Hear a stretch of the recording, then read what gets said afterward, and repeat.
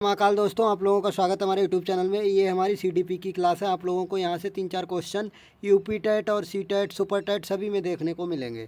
चलिए देखते हैं पहला क्वेश्चन। किसने बहुबुद्धि सिद्धांत प्रतिपादित किया था? तो किसने किया था? इसका राइट आंसर हमारा बी, हर्बर्ट गार्डनर ने। चलिए थोड़ा से विस्तार से समझते हैं। बहुबुद्धि सिद्धांत को हर्बर्ट गार्डनर ने प्रतिपादित किया था। इन्होंने इसे 1983 में दिया था। इस सिद्धांत के द्वारा बुद्धि की अवधारणा को और अधिक शुद्धता से परिभाषित किया। इन्होंने बुद्धि के 7 प्रकार बताए हैं। इन्होंने कितने प्रकार बताए? बुद्धि के 7 प्रकार बताए हैं। चलिए क्वेश्चन नंबर अगला देखिए। अंतः व्यक्तिगत बुद्धि को प्रदर्शित करने वाला व्यवहार है। तो क्या व्यवहार है? इसका राइट आंसर हमारा सी, चलते संवेगों, यथार्थ, उदासी एवं पछतावा में भेद कर पाना। चलिए इसे थोड़ा विस्तार से समझते हैं। अंतः व्यक्तिक बौद्धिक क्षमता के द्वारा समान क्रियाओं में विभिन्नता का पता लगाया जा सकता है। यह क्षमता जन्मजात होती है तथा आयु बढ़ने के साथ इस क्षमता का विकास होता जाता है। चलिए क्वेश्चन नंबर अगला देखिए। बुद्धि के दो खंड सिद्धांत का प्रतिपादन किसने किया? तो किसने किया? इसका राइट आंसर है हमारा ये, स्पेयरमैन ने। चलिए थोड़ा से विस्तार से समझते हैं। बुद्धि के दो खंड सिद्धांत का प्रतिपादन मनोवैज्ञानिक स्पेयरमैन ने 1904 में किया। स्पेयरमैन का मानना है कि बुद्धि 2 कारकों से मिलकर बना है। नंबर 1 सामान्य योग्यता कारक और विशिष्ट योग्यता कारक। इन 2 कारकों से मिलकर बना है। क्या हमारा दो खंड सिद्धांत किसने दिया है? स्पेयरमैन ने दिया है। चलिए क्वेश्चन नंबर अगला देखिए। हर्बर्ट गार्डनर द्वारा निम्न में से एक को छोड़कर बाकी सभी बुद्धि के प्रकार बताए गए हैं। तो किसको छोड़कर बुद्धि के प्रकार बताए गए हैं? तो इसका राइट आंसर है हमारा बी, सृजनात्मकता को छोड़कर ये सब हमारे बुद्धि के प्रकार हैं। इन्होंने हर्बर्ट गार्डनर ने 7 प्रकार की बुद्धि बताई है। चलिए हम देखते हैं इसे सारणी के माध्यम से। हर्बर्ट गार्डनर ने 7 प्रकार की बुद्धि बताई है। नंबर 1 भाषीय बुद्धि, नंबर 2 तार्किक गणितीय बुद्धि, तीसरी हमारी स्थानिक बुद्धि और चौथी हमारी शरीर गतिकीय बुद्धि, संगीत बुद्धि, वैयक्तिक आत्म बुद्धि, वैयक्तिक पर बुद्धि। गार्डनर ने सृजनात्मकता को बुद्धि का प्रकार नहीं माना है। चलिए क्वेश्चन नंबर अगला देखिए। बुद्धि के बहुकारक सिद्धांत के प्रतिपादक कौन है? तो इसका राइट आंसर हमारा सी, थारनडाइक ने बहुबुद्धि कारक सिद्धांत दिया है। चलिए थोड़ा से विस्तार से समझते हैं। थारनडाइक द्वारा बुद्धि के बहुकारक सिद्धांत का प्रतिपादन किया गया। ये सिद्धांत के अनुसार बुद्धि के अनेक तत्व होते हैं, जिसमें सामान्य तत्व के अलावा कुछ मूल तत्व होते हैं, जैसे आंकिक योग्यता, शाब्दिक योग्यता, दिशा योग्यता एवं संस्मरण शक्ति आदि। चलिए क्वेश्चन नंबर अगला देखिए। बुद्धि का एकल घटक या एकल अव्यय सिद्धांत दिया था। तो किसने दिया था? इसका राइट आंसर है हमारा सी, एल्फ्रेड विने ने। बुद्धि के संदर्भ में एकल घटक सिद्धांत का प्रतिपादन प्रसिद्ध मनोवैज्ञानिक एल्फ्रेड विने ने किया था। चलिए क्वेश्चन नंबर अगला देखिए। गार्डनर के 7 अभियोग्यताओं का अधिमान निर्धारित किया।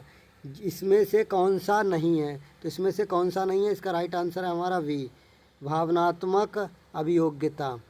और कौन कौन से इन्होंने 7 दिए हैं? चलिए देखिए।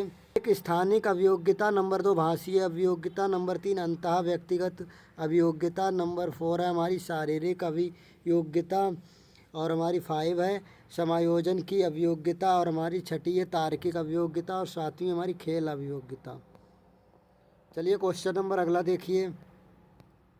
निम्नलिखित में से बौद्धिक वातावरण को प्रभावित करने वाला सबसे महत्वपूर्ण कारक कौन सा है? तो कौन सा है? इसका राइट आंसर है हमारा ये, विद्यालय का वातावरण, है ना।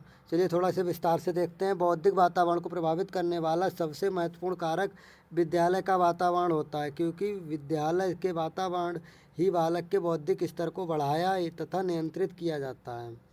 चलिए क्वेश्चन नंबर अगला देखिए।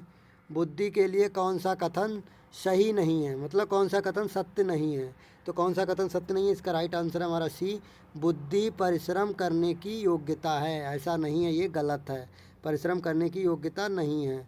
चलिए थोड़ा से विस्तार से देखते हैं। बुद्धि वह शक्ति है जिसके द्वारा नवीन परिस्थितियों में व्यक्ति खुद को अनुकूल कर सकता है, साथ ही समस्याओं को हल कर सकता है और नए सीख सकता है, मतलब कुछ नया सीख सकता है। बुद्धि परिश्रम करने की योग्यता नहीं है, बल्कि कम परिश्रम में अधिक उत्पादन करने की शक्ति है।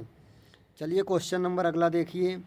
एक विद्यार्थी की वास्तविक आयु 10 वर्ष है तथा उसकी मानसिक आयु 12 वर्ष है, उसकी बुद्धि लब्धि होगी तो क्या होगी?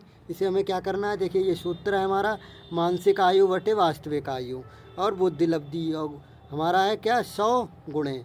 तो इसे क्या करना है? सूत्र के माध्यम से। इन्होंने कितनी बताई? मानसिक आयु कितनी है? 12 वर्ष। तो इन्होंने क्या कर दिया? मानसिक आयु 12 वर्ष और वास्तविक आयु है 10 वर्ष गुणा 100 और इन्होंने क्या कर दिया है? ये डिवाइड कर दिया। देखिए कितना आया हमारा? 120 आया है ना। इसका आंसर क्या है हमारा? 120।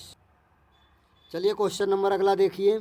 यदि एक बच्चे की मानसिक आयु 5 वर्ष तथा वास्तविक आयु 4 वर्ष है तो उस बच्चे की IQ होता है, मतलब IQ मतलब बुद्धि लब्धि कितनी होगी? तो कितनी होगी? इसे भी ऐसे ही करना है ना। देखिए कितना है हमारा? ये सूत्र है हमारा, मानसिक आयु बटे वास्तविक आयु कितना आएगा? 125 आएगा। तो इसका राइट आंसर हमारा ये 125। ये क्वेश्चन नंबर अगला देखिए। बुद्धि पर वंशानुक्रम का प्रभाव होता है, किसने कहा है? तो ये किसने कहा है? इसका राइट आंसर है हमारा सी, टर्मन ने कहा है। किसने कहा है? टर्मन ने। टर्मन के अनुसार बुद्धि पर वंशानुक्रम का प्रभाव पड़ता है। ये सुपर टैट और सी टैट यूपी टैट में आ जाता है कभी कभी।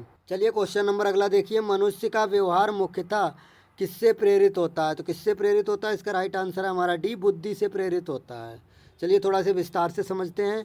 मनुष्य का व्यवहार मुख्यतः बुद्धि से प्रेरित होता है तथा वह बुद्धि के द्वारा ही अपने व्यवहार को दूसरों के साथ समायोजित करता है। चलिए क्वेश्चन नंबर अगला देखिए। एक बालक की वास्तविक आयु 12 वर्ष है तथा मानसिक आयु 15 वर्ष है तो उसकी बुद्धि लब्धि होगी। इसका राइट आंसर क्या है हमारा? इसका राइट आंसर है ये 125।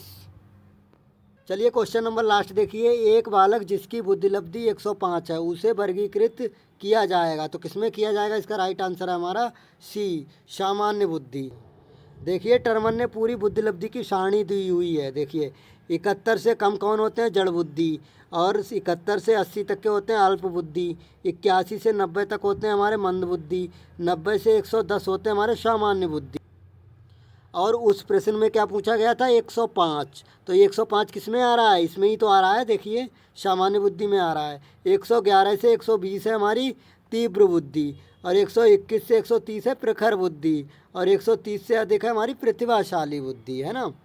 आप लोग बताइए ये वीडियो हमारा कैसा लगा? अच्छा लगा हो तो लाइक करें, अगर आप नए हैं तो हमारे चैनल को सब्सक्राइब करें और आप लोग बताएं कि आप लोगों ने 15 क्वेश्चन में कितने क्वेश्चन आप लोगों को पहले से आ रहे थे।